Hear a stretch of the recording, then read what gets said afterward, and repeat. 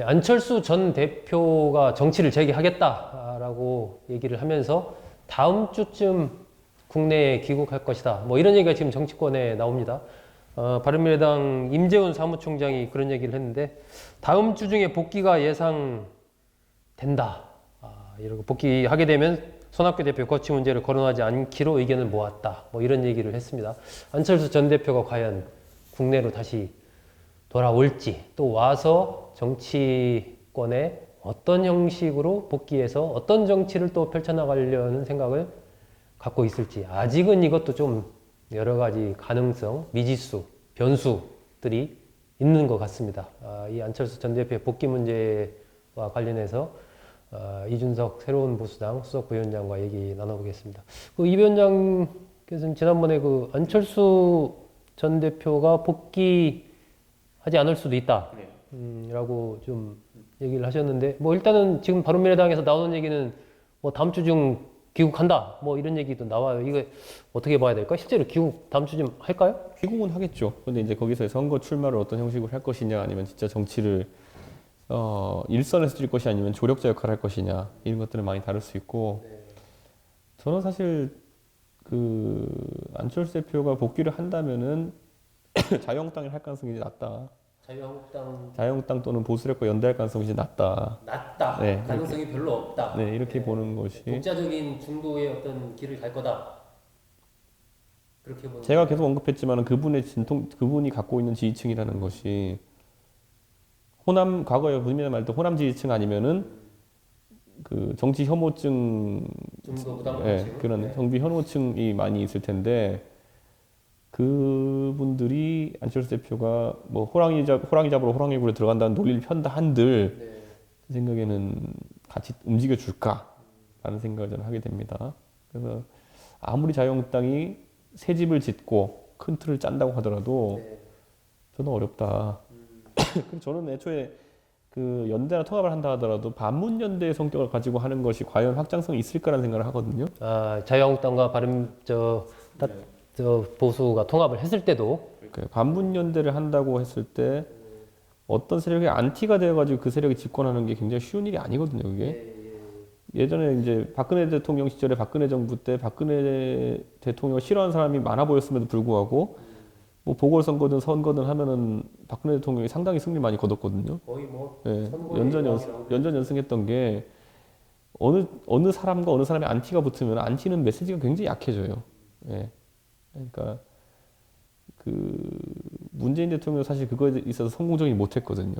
그러다가 탄핵으로 이제 박근혜 정부가 미끄러지면서 이제 집권할 수 있었던 거라 보는데, 저는 지금 시점에서 문재인 정부가 조국 사태를 휘청거리긴 했지만은 안티만으로 극복할 정도는 아니다. 안티만으로 이길 수 있을 정도의 선거는 나오지 않을 것이다. 그런 생각을 합니다. 안철수 전 대표가 와서 정치적으로 활동해서 큰 성과를 거두기가 쉽지 않은 환경이다. 그렇게 보는 거죠, 지금. 과거 같은 어떤 그런 열광적인 그런 지지도 아닌 거고, 조직적인 기반도 마찬가지인 거고, 또 지지 세력의 기반 자체가 아까 말씀하신 뭐 그런 또 약점이 있기 때문에 그렇다. 지난주인가? 뭐 제가 여론조사 보니까 어딘지 제가 잘 기억이 안 나. 한 17% 정도 뭐 안철수 전 대표 관련된 게 나왔더라고요.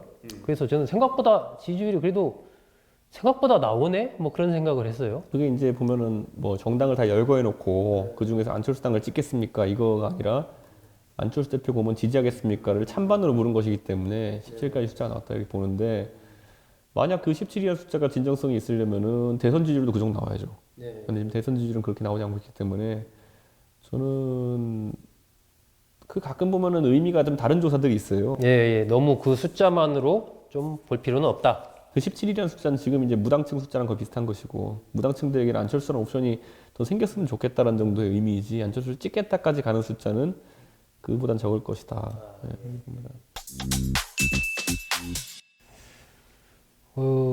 이준석 수석부위원장이 안철수 전 대표에게 돌아오는 안철수 전 대표에게 한 말씀 드린다면, 편지를 쓴다면 이런 얘기를 하고 싶다.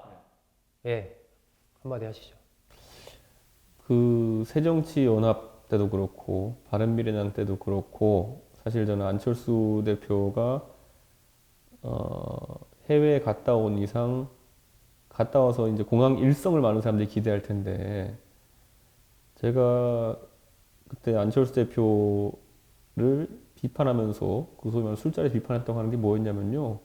안철수 대표가 만약에 이번에 들어와서 공항에서 귀국 일성으로 뭐 4차 산업혁명 이야기하고 무슨 미세먼지 해법을 가져왔다 이런 이야기하는 순간 많은 사람들은 기대를 끊을 것 같아요. 보면은 그러니까 저는 그 있는 고민의 기간 동안 정치에 대한 고민을 많이 하셨을 거라 이렇게 믿고 그 오셨을 때 귀국 일성 자체는 굉장히 정치적인 메시지였으면 좋겠다. 예를 들어 지금까지 본인이 정치하면서 굉장히 마음을 아프게 했던 사람들이라든지 아니면 본인을 도왔지만은 좋은 성과를 내지 못한 분들한테 죄송하다. 예. 그리고 있으면서 많은 고민을 했고 그래서 이렇게 바꿔나가겠다는 어떤 정치적인 목표를 제시해 주시면은 사람들이 안철수가 바뀌었네 이렇게 생각할 거다. 그런 생각을 많이 해봅니다. 그 사실 귀국 일성이 제일 중요하고 전 귀국 일성에서 어필을 못하면 끝일 거라고 봅니다. 그러니까 좀 귀국 일성 저도 지켜보겠지만은 파격적이었으면 좋겠습니다. 대한민국 정치인들이 어디 앞에 서가지고 말하면서 일성으로 내가 잘못했다라는 이야기를 하는 경우 참 드물게 봤거든요. 저는 그것부터가 파격일 것 같아요. 만약 그러면은. 네. 안철수 전 대표에게 보내는 이준석 위원장의 어떻게 보면 쓴소리고 어떻게 보면은 좀 따뜻한 조언이었습니다. 전에도 그 반기문 전 유엔 사무총장이 대선 출마하러 들어왔을 때 그때 첫 메시지가 완전히 실패했잖아요. 네. 첫 메시지와 첫 동선 자체가 완전히 실패하면서 그때부터 바로 내리막길로 들어섰는데 뭐 말씀하신 대로 안철수 전 대표 들어오면서 과연 어떤 메시지, 어떤 태도로 들어올지 한번 같이 지켜보겠습니다.